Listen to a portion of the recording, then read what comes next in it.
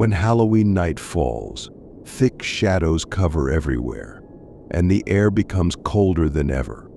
Children in costumes sneaked through the deserted streets, laughter mixed with knocks on doors. But somewhere in the darkness, there are mysteries waiting. Scary stories about candy trips not only bring joy but also scary memories that no one wants to remember. Let's explore 3 scary stories about trick-or-treating, where peace disappears and fear begins. Story 1: Halloween Night Darkness. It was the first Halloween night of 2007 in high school, and my friends Ivan, Ryan, and Jesse were all dressed up as characters from the game Super Mario. I chose to dress as Luigi, which suited my tall figure. Ivan is Mario because he is shorter and has a solid build. Jesse is Toad with his strangely tall and thin figure, and Ryan is Wario with his chubby body perfect for that role. We create the perfect group costume, 4 people, 4 characters. The neighborhood we lived in was a quiet, spacious suburb with detached houses without the congestion that is common in crowded areas. That Halloween night, things were not as simple as we expected. We wandered around the neighborhood, knocking on doors, joking and asking for candy for many hours. When night fell, most of the ushers had gone home, leaving only houses with few visitors remaining. My legs were starting to hurt, and I had to constantly change hands holding the 10-pound bag of candy, trying not to give up. We decided to keep going until our candy bags were full. Many houses are no longer open. Perhaps the time to give out candy has passed. As we approached a house with a purple bucket sitting on the steps, a feeling of nervousness filled us. That's the sign of a successful Halloween night. But when I got closer, I realized the bucket was empty, and a feeling of disappointment overwhelmed me. At that moment, a light knock sounded from the house's window. We all looked outside but didn't see anyone. The calling from inside lasted strangely.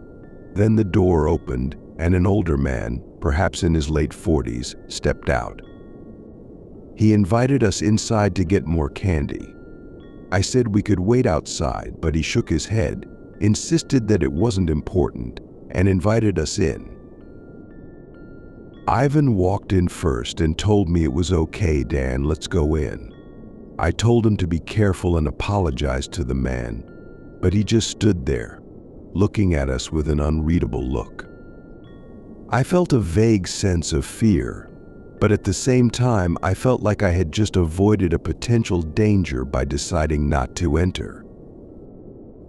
But the story doesn't end there, of course. We skipped a few other houses in the neighborhood, continuing to search the houses farther away. As we moved down the nearby road, an inexplicable feeling came over us, as if something was watching us, waiting in the darkness of Halloween night. Halloween night transformed from a bustling neighborhood into a deserted land as my group of friends, including me, Ryan, Jesse, and Ivan, approached Jesse's house. The surrounding area is now just a nature reserve. There are no longer houses to search for candy. When we were about to get close to Jesse's house, Ryan suddenly stopped, his eyes clearly showing concern. Strange sounds from behind the trees made Ryan feel uneasy. At that time, the phone did not have a flashlight, and we could not check the dark forest around. No matter how hard we tried to reassure each other that it was probably just a panda or some other animal, the strange sounds and feelings of anxiety were inevitable. I put my hand on Ryan's shoulder, trying to encourage him to keep going. When we all stopped, the sound of footsteps stopped. Ivan, with barely concealed anger, raised his voice to warn anyone who was following us. Although he knew that Ivan was just trying to appear strong, the worry in his voice could not be deceived. At that moment, a tree branch broke from behind, causing us to react immediately by rushing forward. Jesse and Ryan ran after Ivan, who at first intended to confront him, but then realized the situation was dangerous and fled with us. We rushed down the dark street, the sound of at least 2 or 3 pairs of footsteps, trampling branches and fallen leaves from the forest, getting closer and closer. When we reached Jesse's backyard, we hurried into the house through the back door. While panting, we peeked through the living room window, trying to determine the situation. Suddenly, the back door slammed shut.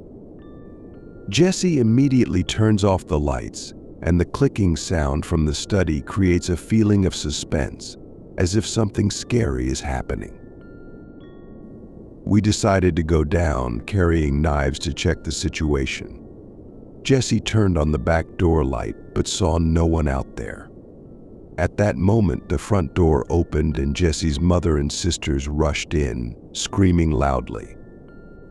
They had just returned from a small party and were unaware of the tense situation in the backyard.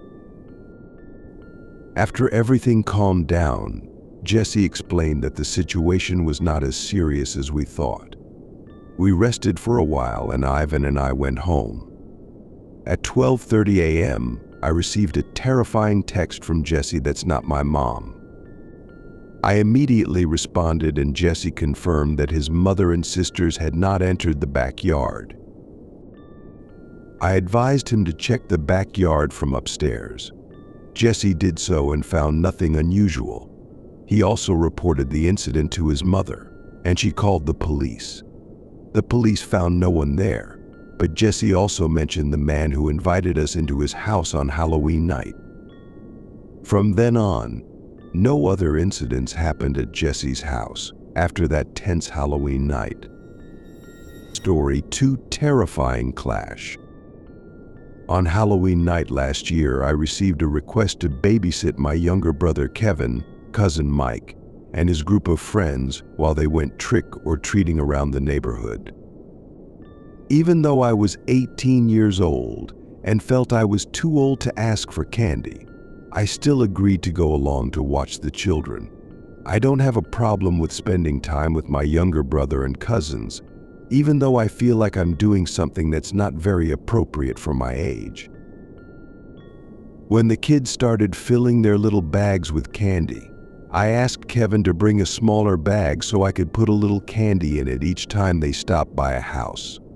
I was pretty happy with how things were going until I started feeling tired and wanted to go home. I frequently asked the children if they wanted to return, but each time they were refused. They insisted on continuing until their candy bags were full. Although I was patient, my growing sense of fatigue made me decide to lead them back closer to Mike's house. As we were passing through a remote street, a white truck suddenly stopped next to us. The driver rolled down the passenger window and asked if I could do him a favor. I had to pay attention to the children, so I answered while looking towards them. The driver said he needed my help fixing his passenger seat into an upright position because it was a 2-person job and he had an important appointment coming up. I agreed on the condition that he be quick. He parked the car and asked me to come inside. As I opened the door and got into the car, I felt the tension increase. The driver told me to sit down and started fiddling with the chair. He ordered me to raise the chair and put it down. I really thought he was just clumsy until I heard panicked screams from outside. The children's screams echoed, making me immediately feel worried. It looked like someone was trying to grab one of Kevin's friends. Immediately, I staggered out of the car, feeling a rush of panic. I rushed out and saw a robber trying to capture a child. In anger and fear, I grabbed that guy's neck and tried to strangle him. But before I could do any more, the driver got out, attacked me, and pushed me to the ground. He quickly tried to grab Kevin, but fortunately, the owner of the house we were standing in front of came out with a rifle in his hand. He fired a warning shot, causing the two robbers to quickly jump into the truck and drive away. I tried to chase one of them, but the truck drove away too fast, leaving me standing helplessly in the middle of the dark road. I cannot express my gratitude to the owner of the house who used a gun to save the children. I was filled with anxiety and a feeling of helplessness because I couldn't have prevented the incident in the first place. The next day, when I watched the news, I was shocked to learn that a 9-year-old boy was missing in our town. Although I often believe in coincidences, I can't escape the feeling that it wasn't coincidental. I know that any action I took could have changed the outcome. The image of the robbers leaving and me standing helplessly in the dark night will haunt me for the rest of my life. The pain of not being able to prevent a kidnapping, even a small one, is indelible in my mind. Story 3: Abandoned House Halloween Night Mystery. On Halloween night, when the atmosphere turned dark and cold, you, Jordan, and Chris were walking in the quiet countryside of Pennsylvania. Halloween here is unlike what you're used to in the city. It has an eerie and mysterious feel, with deserted streets and houses far apart. For children living in the countryside like you, Halloween is not only an occasion to collect candy, but also a time to feel the special gloom of the night. When night falls, the air becomes cold and empty. Under the pale moonlight, the long shadows on the forest path seem to stretch endlessly. The rare houses along the road were almost hidden by darkness. Each dim light from the front door lamp seemed to be a sign of life in this dark world. However, the houses you visit all bring unexpected warmth. A kind old man welcomed you with a giant bowl of candy, filling your bag with Kit Kats and Snickers, making you feel happy and excited. As your candy bags become heavy and you pass further houses, time seems to slow down. The houses are scattered far apart, causing you to have to travel longer between stops. Under the yellow light of the torches, you, Jordan, and Chris continue your journey. The atmosphere becomes more and more mysterious as you leave the familiar area to explore remote dirt roads that lead to smaller houses and mobile homes. Finally, you stop in front of a small house deep in the grounds, where 4 torches sparkle in the front yard. Their weak orange light was just enough to draw eerie ghosts on the grass. On the sill, a bright orange bowl glittered, decorated with black silhouettes of pumpkins and witches, but the bowl was empty. The house has a simple sign hanging on the front door, warning that if you run out of candy, you can find more in the back, but only at your own risk. Along with the sign was a grinning face, looking evil and scary, with an arrow pointing towards the backyard, like a mysterious invitation. Although Chris appeared worried and offered to turn back, you and Jordan felt nervous about the mystery that awaited. Dark forest paths and quiet spaces add to your excitement. There is a strange feeling that this house has something scary, but also attractive, like an invitation to discover a mystery hidden on Halloween night. Chris, Jordan, and you continued on your journey, having no choice but to follow each other around the house to the backyard. When you go through the back door, you enter a small clearing, miles away in the surrounding forest. The backyard was lit by orange torches, but the light was not enough to dispel the gloom of the night. The light from the torches is just enough to highlight the contours of the backyard, creating a dim space. In the middle of the small courtyard, a large torch was carefully placed, emitting a pale orange light. On the back door of the house, a piece of paper was securely attached, announcing a strange riddle. The content of the riddle is simple, but full of mystery. If candy is what you desire, you must look closer to the fire. You still remember that puzzle clearly to this day. Even though it seemed simple, it carried a mysterious, alluring feeling. At this time, Chris appeared uncomfortable, feeling suspicious and insecure. You also felt like something was wrong, but Jordan seemed excited. You didn't want to show any fear towards Jordan, because this was the most interesting thing that had happened all night in this boring town. Under the pale orange light, there was nothing special around the torch other than the empty yard, only a small wooden shed located in the corner of the yard and a pile of scattered tools and wood. Jordan wanted to continue getting closer to the forest, but you and Chris felt uncomfortable. You're urging Jordan to leave, feeling that searching for candy in strangers' backyards is too weird and scary. While Jordan continued searching, you began to observe the house. The house looked old, dirty, as if it belonged to someone with a very low income. The home's windows also demonstrate a lack of care. One of them is cracked, while another has been curtained off. Suddenly, you look up at the upstairs window and see a figure looking down at you.